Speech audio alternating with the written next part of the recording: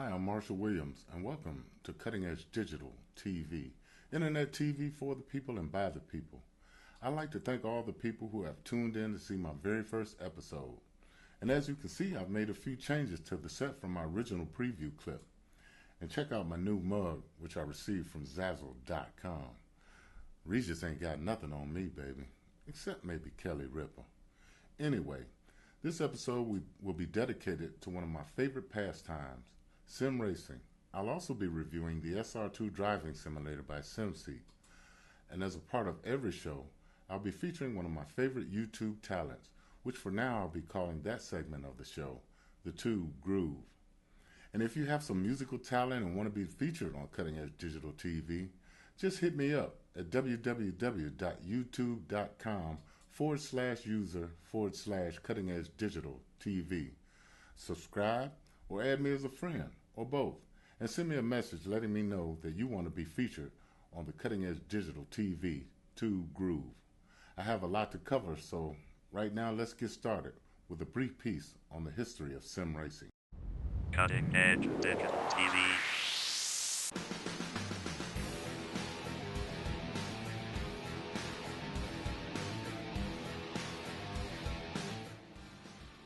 Sim, or simulated racing, is the collective term for computer software such as vehicle simulation game that attempts to simulate accurately auto racing, complete with real-world variables such as fuel usage, damage, tire wear, grip, and suspension settings. To be competitive in sim racing, a driver must understand all aspects of car handling that make real-world racing so difficult. There were many arcade games released in the past, from pole position to hard driving, but the game that is often regarded as a personal computer's first true racing game simulation is Indianapolis 500 The Simulation. Unlike other racing games at the time, Indianapolis 500 attempted to simulate realistic physics and telemetry. It also allowed players to enact modifications to their vehicle. In 1992, Formula One Grand Prix by Microprose was released, making multiplayer possible. This only allowed 2 drivers to race. Leagues emerged where drivers would submit records of their single-player races to compare with other drivers. This is the first sim in which drafting was possible. Papyrus followed up Indy 500 with IndyCar Racing in 1993. In 1994, Papyrus NASCAR Series was launched. With greatly improved graphics, NASCAR became the race sim of choice for anyone with a capable PC, particularly in North America. It was the first sim where cars no longer looked like boxes. Online racing started with NASCAR 1 using the Hawaii dial-in servers, and it was not uncommon for those early sim racers to have $300 to $1,500 phone bills. I'm Paul Page. From Papyrus, this is IndyCar Racing 2.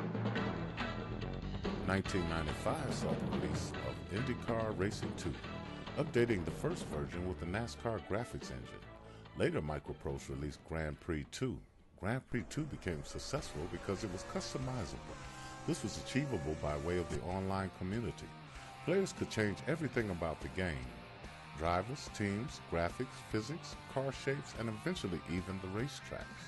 In 1996, NASCAR 2 was released, further improving the original. The 10 multiplayer hosting service went live in November 1997 with the backing of NASCAR, and the online sim racing community grew. 1997 saw the release of Polyphony's digital Gran Turismo. It offered meticulous tuning options and an open-ended career mode where players had to undertake driving tests to acquire driving licenses, earn their way into races, and choose their own career path. Later, endurance racing events were introduced. The Gran Turismo has since become the best-selling racing game franchise to date. After years of development, Microprose released Grand Prix 3, which used a more modern graphics engine and featured the same customizable structure of Grand Prix 2. Though lacking proper network player support and using only an evolution of the Grand Prix 2 graphic engine, it still allowed easy track conversion back and forth. In 1998, Papyrus released Grand Prix Legends based on the 1967 F1 season. It was hailed for its physics and online multiplayer capability, allowing racers to join together online and racing leagues. Grand Prix Legends has remained a top-class sim thanks to a strong community who have collectively updated the graphics utilized the current CPU and graphics capabilities, and have created loads of add-on tracks of high quality. Modding teams have managed to create new physics sets, and the 1965, 1966, and 1969 variants are now available with many improvements over the original. Since Grand Prix Legends, Image Space Incorporated has produced Sports Car GT in 1999 and F1 series starting in 2000, all published by Electronic Art. Unlike Papyrus Sims, the physics are easily modified, and a large community has developed dedicated to modifying the ISI Sims. One such modding team, Simbin, has created their own company and have released several games including GTR F1A racing game, GT Legends, GTR-2, Race the official WTCC game, Race 07, STCZ the game, GTR Evolution, and Race On. Cutting Edge Digital TV Review. If you're really into sim racing and want to get away from the computer desk into something that feels more like driving in a real car, then you may want to consider getting a driving cockpit. I've scoured the internet relentlessly, finding that there are many types of cockpit solutions out there for various needs and budgets. And after many weeks of research, I finally found one made right here in the USA that met my needs of functionality and affordability. The SR-2 by SimSeat. SimSeats is a small business based in Richmond, Virginia, founded by a couple of guys who happen to be road course drivers themselves. So they have some real on-track racing experience background under their belt. And they designed this unit to simulate on-track racing without the big expense. I've had this rig for a few weeks now, and I'm very impressed with it. If you're really into racing games, a sim rig is the way to go. It has allowed me to free up my desktop, eliminating the need for me to remove the wheel and pedal set every time I have to work in my studio. It's also very compact, and I like it because now with the monitor and the mount I built myself, I have a dedicated place to enjoy my hobby. The price of the SR-2 is very reasonable at $319, and there are many customizable options. You can buy the seat base, steering wheel mount, and pedal attachments separately, or put your own seat on it, or you can purchase the entire unit from them. I checked out the seat that they shipped with the unit while I was visiting their facility and found they were very comfortable and of very comparable quality to the one that I purchased. The racing seats are of leatherette and suede, and they offer a variety of colors to choose from.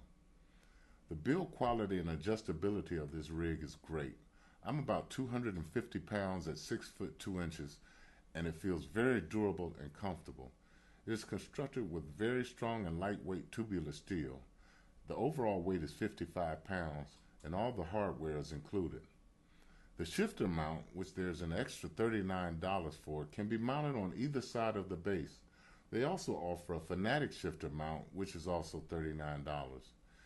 You can have the butt kicker attachment installed for $39, and this attachment is welded on, not bolted, so you won't have to worry about it getting loose from the vibration generated by the butt kicker. The rig is compatible with just about every wheel and pedal set out there, including the Logitech Driving Force, the Logitech G25 and G27, the Xbox 360 wireless, and the Fanatic wheel. Just make sure you specify which wheel and pedal set you have when you order. Some other products they offer are the HR1 wheel stand, the SR1, and the SR1 and SR2 Platinum Series driving simulator. Overall, I found their product to be great, but especially for the price and customizability. The only con I found, if you want to call it a con, is that I think it would have been nice to have the same thumb screws that they have for the steering riser included for the shifter, which I believe would further enhance ease of adjustment. It's also kind of low, which may cause some difficulty for some people to get in and out of, but most rigs are. And I have the same problem getting in and out of my car. But you can always raise it up by building some type of pedestal structure under it. I've had a great experience with this rig over the past few weeks, and I must say the SR-2 has really allowed me to spend more time doing one of the hobbies that I love most. And I think I may have even figured out a way to pick up chicks with it. Hey, could you give me a lift?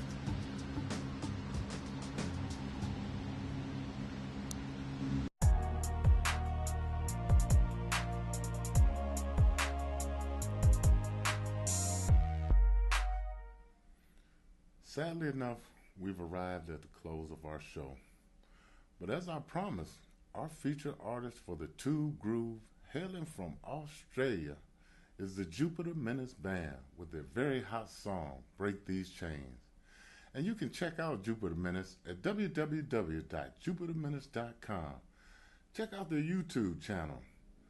Their CD is also available on iTunes, and I'd like to personally thank Ben and Zach Crawford, the brothers that founded the group, for allowing me to feature them on Cutting Edge Digital TV, Internet TV for the people and by the people. And don't be discouraged by the haters that don't have your vision. You too can break whatever chains that bind you and change the world for the better. So rock on, baby.